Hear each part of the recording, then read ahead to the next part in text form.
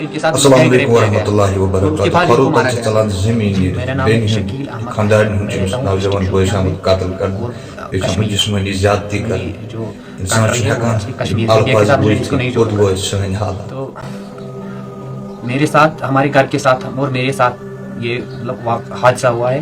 इस मतलब ये 29 और 30 महीने की दरमियानी रात को हुआ और आसिया और नीलूफर शाम के 5 बजे बाग में निकल गई है, यहाँ से निकल गई है बाग में, मतलब देखभाल करने के लिए बाग में। तो वहाँ से आसिया और नीलूफर जब यहाँ घर से निकली है तो मैं तो बिल्कुल दुकान पे था, तो वो घर से निकली है, मतलब हम जाते थे महीने में या 15 दिन के बाद बाग में हम जाते हैं। तो आसिया और नीलूफर शाम 7:30 तक वापस नहीं आई। तो मैं घर आया तो मैंने घर से पूछा कि आसिया और नीलूफर कहाँ पे है। नीलूफर है मेरी वाइफ और आसिया है मेरी सिस्टर। तो मेरी दूसरी बहन थी घर में, रूमी जान है उसको, वो आसिया से बड़ी थी। तो उसको मैंने बोला ये कहाँ पे है नीलूफर। मैंने पहले नीलूफर को ढूंढा तो उसने बोला नीलूफर और आसिया गई है बाग में, आसिया। तो मैंने बोला कब? उसने बोला 5 बजे गई है वो लगभग। तो मैंने बोला वो नहीं आई। उसने बोला तो मेरा छोटा भाई था उधर ही, आकिब है उसका नाम। आकिब को मैंने बोला भैया आप जाओ, वो आती होंगी, उनके जरा मतलब आगे जा तो वो उधर से आते होंगे। तो आकिब भी गया तो 20-25 मिनट तक आकिब भी वापस नहीं आया था। तो आकिब मैं तो बिल्कुल अब घबरा ही गया था थोड़ा कि मतलब आकिब भी क्यों नहीं आया। तो मैं भी निकला घर से बाइक लेकर। तो आकिब मुझे रास्ते में मिला, उधर से वो वापस आ रहा था बाग की तरफ से ही। तो मैंने बोला आकिब को कहाँ, आप क्यों इतना देर क्यों लगा? उसने बोला मैंने वहाँ पे मतलब बस स्टैंड तक ढूंढा, आधे रास्ते तक उसने ढूंढा था तो मुझे नहीं वो मिले। तो मैंने बोला अच्छा चढ़ो आप बाइक के पीछे। तो हम गए फिर खुद बाग तक।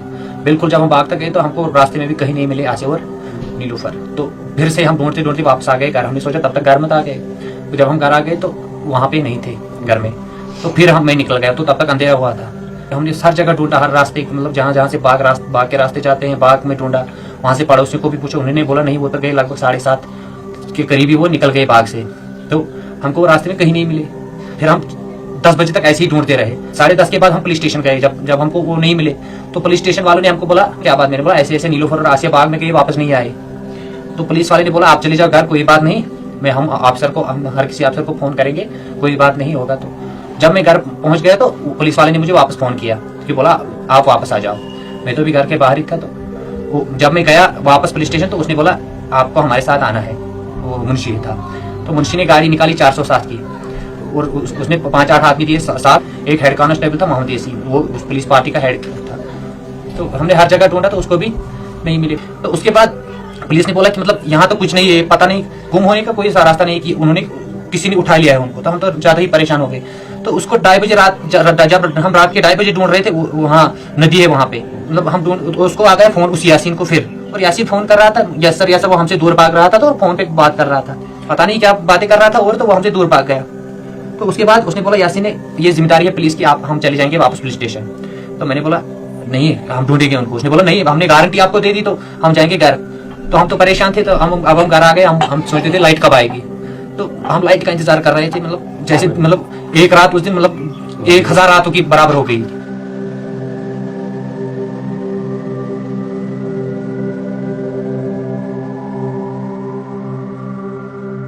तो जब सुबह लाइट आई मैंने पुलिस स्टेशन फोन किया फिर इसी मुंशी को।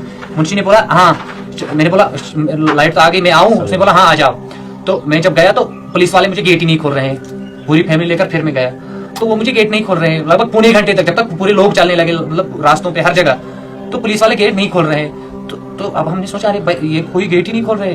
तो हमने किया काम, हमने बोला चलो तब तक हम खुद जाएंगे ढूंढने। जब हम खुद चल रहे थे तो हम बटपुरा, वहाँ एक गाँव आता है थोड़ा बटपुरा, तो हम वहाँ पर पहुंचे नदी के मतलब पास ही। तो पीछे से एसओ की गाड़ी आ गई 5-6 आदमी। तो एसओ ने बोला शकील क्या बात है? मैंने बोला सर कल रात से आपको पता नहीं है? तो उसने बोला हाँ मुझे पता है। तो एसएचओ वहाँ पे एक पुल था, नदी का पुल। तो एसएचओ थोड़ा आगे चला तो उसने मुझे उंगली से दिखाया वो है आपकी वाइफ, वो आपकी वाइफ है ना नीलूफर, ये है उसकी डेड बॉडी। तो सीधे उसने मुझे उंगली से दिखाया। तो हम तो दौड़ते दौड़ते सब गए उस सर। तो नीलूफर के सीने से कपड़े हटे हुए थे बिल्कुल, उसका हाथ एक ऊपर था, दूर से लग रहा था ये किसी को बुला रही है, इस तरह था हाथ। और उसको मतलब सीने पे बिल्कुल कपड़े हटाए हुए थे और मतलब ऐसा बिल्कुल हाथ, आंखें खुली हुई थी। तो वो बिल्कुल एक पत्थर पे लेट ऐसी जैसे मतलब जैसे कोई सोता है ऐसी मतलब सुलाई हुई थी। तो जब हम उसके सामने पहुंचे हमने उसको उठाया। तो मैं उसको चलाने लगा, नीलूफर उठो उठो, तो वो नीलूफर उठी नहीं।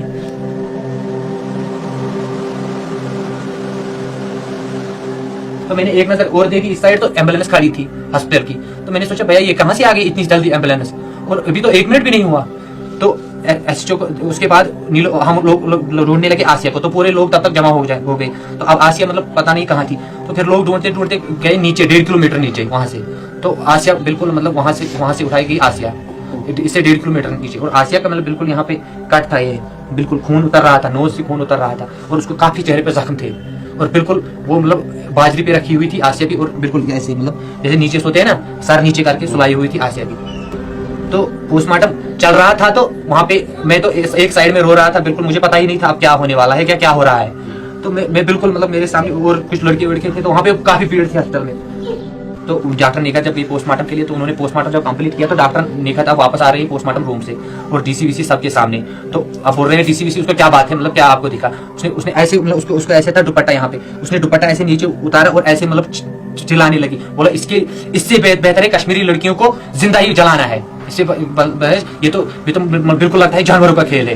तो इनके साथ मतलब गैंग रेप किया गया है, और उसके बाद इनको मारा गया है। तो उसके बाद मतलब वहां पे शोर हुआ हॉस्टल में। तो जब एसपी ने ये बात सुनी और एसटीएफ वाले ने और सीआरपीएफ ने, तो फिर उन्होंने शेलिंग की, फायरिंग की, और लोगों को मारना पीटना शुरू किया, वहां पे भीड़ को खत्म किया। फिर हमने डेड बॉडी लाई, और हमने उनको मतलब फिर वहां पे हमारी रस्म होती है मतलब स्नान वान देना, तो हमने स्नान वान दिया, और फिर जनाजे के लिए हमने जनाजा पढ़ लिया, और उसके बाद उन्होंने सैंपल वैंपल उठाए, डीसी के सामने सील किए। तो डीसी ने बोला ये मेरी जिम्मेदारी है, मैं सुबह तक इस केस को निकाल के रहूंगा।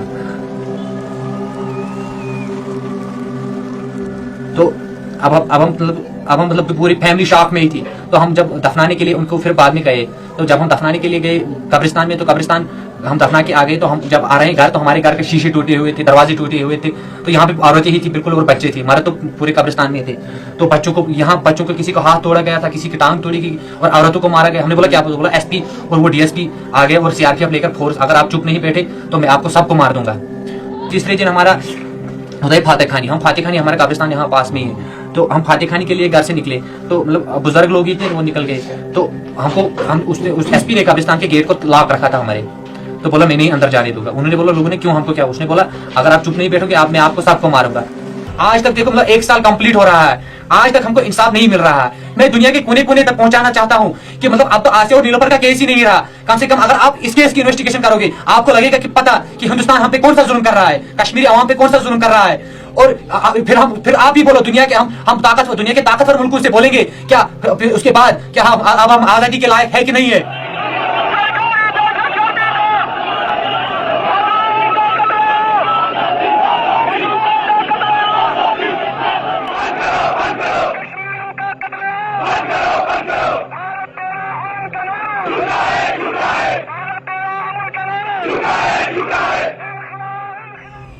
मम्मा किधर है? मम्मा किधर है तुम्हारी? बाग में। उसको आज भी पता है कि मतलब हो गई है बाग में। इसको मतलब अभी भी मतलब आज तो 1 साल हो गया, इसको अभी भी मतलब ये नहीं है पता कि मेरी माँ के साथ क्या हुआ, मेरी पुप्पी के साथ क्या हुआ।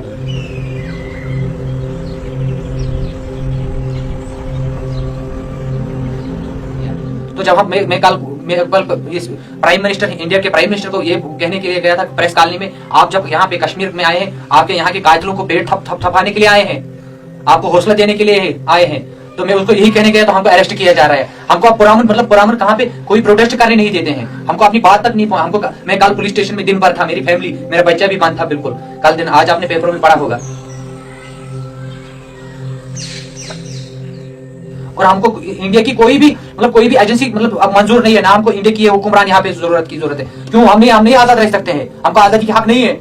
मैं दुनिया को बोलना चाहता हूँ कि क्या अब हम और कितनी माँ बहनों का खून देंगे, अब हम कितनी को असमत देंगे, और अब कितनी जवानों को हिंदुस्तान यहाँ पे गायब कर देगा। फिर हम उनके बाग में उनकी हड्डियां उठाते हैं,